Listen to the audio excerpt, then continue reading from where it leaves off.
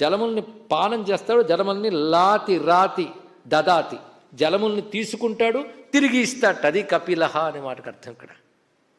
అలాంటి స్వామి తర్వాత మాట త్రిపదహ. త్రిపద అంటే అర్థం ఏంటి? 3 అడుగులు. మళ్ళీ ఇందాక త్రివిక్రమలాగే 3 పదములు కలవాడు, 3 అడుగులు కలవాడు. అయిపోయింది కదా. అంతేకాదు ఇక్కడికి వచ్చేటప్పటికి త్రిపదహ, ఈ కపిలుడు 3 విషయములు చెప్పాడు. అది త్రిపదహ. ఏమంటే సత్వానాం ఉపకారాయ ప్రధానం పురుషం పరం దర్శయిష్యామి లోకేషు కాపిలం రూపమాస్థిత. ఇవన్నీ పురాణ వాక్యములండి, విష్ణు పురాణ వాక్యం. స్పష్టంగా అతుకుపోతాం చూడండి ఇక్కడ. అంత చక్కగా కూర్చాడు వ్యాస మహర్షి నామాన్ని ఒకదానితోకటి. కపిలహ దగ్గర నుంచి వస్తుంది. భూమి యందు ధర్మముని జ్ఞానము నిలుపుటకై అవతరించాడు కనుక మేదినీపతి అని త్రిపదాలతో చెప్పేశాడు మొత్తం జ్ఞానం. 3 పదములు. ఒకటి ప్రధానం, రెండవది పురుషుడు, మూడవది పరం. గుర్తున్నదా? ప్రధాన పురుషేశ్వర. అది ఇక్కడ తెచ్చుకోండి. ప్రధానం అంటే ప్రకృతి, పురుషుడంటే జీవుడు. ఈ రెండింటికంటే అతీతమైన వాడు పరమాత్మ. అందుకే రమణ మహర్షి మాట చెప్పారు, మతం అంటే ఏంటో కదయ్యా, జ్ఞానం అంటే ఏంటో కాదు. మతాలంటే కొట్టుకునేవి లేండి, దోలేద్దాం. జ్ఞానం అంటే ఏంటో కాదు, జీవుడు జగత్తు ఈశ్వరుడు 3 గురించి మాట్లాడేదే ఆధ్యాత్మికత అన్నాడు. ఒకటే అద్భుతం. దీని గురించి డిస్కస్ చేస్తూ ఉండేదేదో అదే ఆధ్యాత్మికత, అదే తాత్వికత. ముందు జీవుడు అంటే నేనున్నది ఎక్కడ? జగత్తు. ఇక్కడ వరకు అందరూ వస్తారు. కానీ జీవుడికి జగత్తుకి నియామకుడు ఎవరు? ఆ విషయం కూడా కలిగితే జీవ జగత్తుల కంటే అతీతుడు కదా.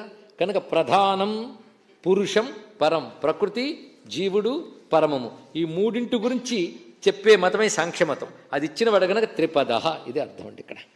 కనుక మహర్షి కపిలాచార్య కృతజ్ఞో మేదినీపతి త్రిపదః. త్రిదశాధ్యక్ష. భూమి యందు అవతరించాడు కనుక దేవతల కంటే తక్కువవాడా? త్రిదశ అధ్యక్ష. దేవతలకు కూడా అధ్యక్షుడు. అంటే అధివసించి వ్యాపించేవాడు అధ్యక్షుడు. దేవతల్లో కూడా వ్యాపించినవాడు. అంతేకాదు ఇప్పుడు మనకు తెలిసింది త్రిపదః. తర్వాత ఆలోచిస్తే త్రిదశ, 3 దశలు. మనందరం 3 దశలమే. 3 దశలు అందరికీ ఉంటాయి. జాగ్రత్త, స్వప్నము, సుషుప్తి. ఈ 3 దశల్లోనూ పరమాత్మ ఉన్నాడు. అంతే కదా. మీరు జాగ్రత్తలో ఉంటే స్వప్నంలో లేరు. ఎవరికైనా కొనుక్కొచ్చి కలొస్తే చెప్పలేం.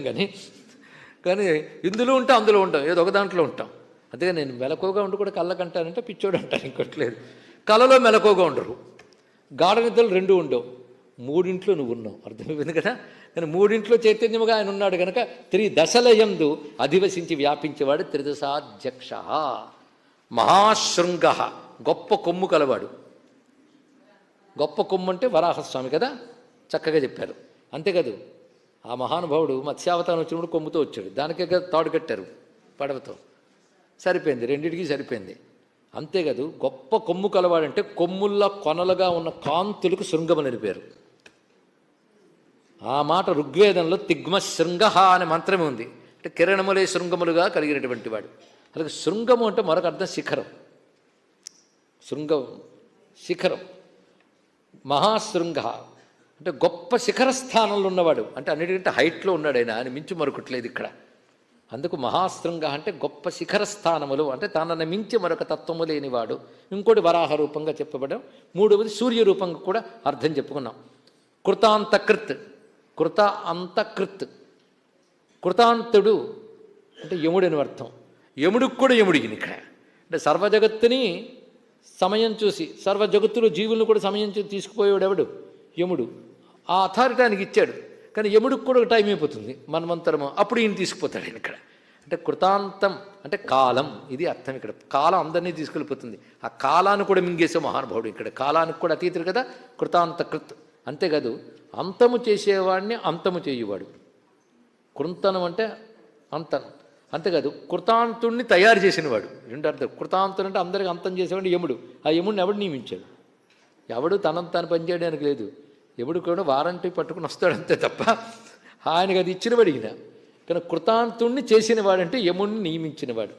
కృతాంతుడిని కూడా పూర్తి చేసేవాడు 2వ అర్థం. కృత్ శబ్దానికి అర్థం కృంతనం. అని యముడి పని కూడా పూర్తి చేశారంటే కాలానికి కూడా కాలమైనవాడు. అందుకే ఆయన పట్టుకుంటే యమబాధ ఉంటుందండి ఇక్కడ. కృతాంతకృత్.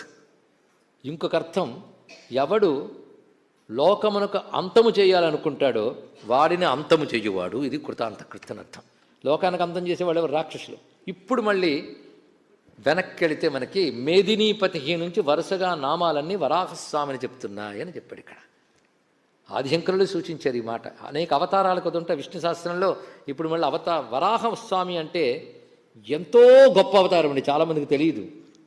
అది వాళ్ళకి తెలుసు, రాయలకి విద్యానగర సామ్రాజ్య స్థాపన చేసిన వాళ్ళకి తెలుసు. అందుకే వరాహముద్ర ఉంటుంది వాళ్ళకి. వరాహముద్ర ఎందుకంటే భూమిని ఉద్ధరించింది వరాహస్వామి, భూమిని ఉద్ధరించేవాడు పాలకుడు. అందుకే మా రాజ చిహ్నం అని పెట్టారు, అది గుర్తుపెట్టుకోండి ఇక్కడ. అయితే దానికైతే మతపరమైన కారణాలు ఎవరు అన్వేషించారు, కానీ ఆ చిహ్నం డిజైన్ చేసిన వారెవరు? విద్యారణ్య మహర్షి. అది తెలుసుకోండి ఇక్కడ. హరిహర బుక్కరాయలుగా చిహ్నమిచ్చాడు మహానుభావుడు. అందుకే వరాహస్వామి అంటే ఏమిటో తెలుసు కనుక అది మహర్షి విద్యారణ్యులు వారు, శంకరుడు తర్వాత శంకరులంతటి వాడు ఆయన అధిష్ఠించిన దివ్యపీఠమే మహాశృంగ, శృంగేరి పీఠం అండి ఇక్కడ. దాని అంత మహానుభావుడు ఉన్నాడు ఇక్కడ. అలాంటి మహానుభావుడు వరాహస్వామిని చెప్పారంటే ఆయనకి అన్వయిస్తారని. మేదినీపతి ఆయనే. ఎందుకంటే జలాల నుంచి భూమిని తీశాడు కదా, అప్పుడు మొత్తం భూమి తడితడిగా ఉంది, అదే మేదిని. దాని ప్రభువుగా ఉన్నాడు మేదినీపతికి. ఆయనే త్రిపద, 3 మూపురములతో వచ్చాడని గుర్తుందా? చెప్పుకుని త్రికకదో వారాహం రూపమాస్థిత కనుక త్రిపద కూడా ఆయన సరిపోయింది. కానీ దేవతలను రక్షించడానికి వచ్చాడు కనుక త్రిసాధ్యక్ష. గొప్ప ముట్టెతో వచ్చాడు కనుక మహాశృంగ. కృతాంతకృత్, భూమిని అంతము చెయ్యాలనుకున్న వాడిని అంతం చేశాడు. అంటే హిరణ్యాక్షని సంహరించాడు. ఆయన పేరేమిటి? తర్వాత నామాల్లోకి వెళ్ళండి. మహావరాహో గోవింద సుషేణ కనకాంగది గుహ్యో గభీరో గగనో గుప్తశ్చక్రగదాధర.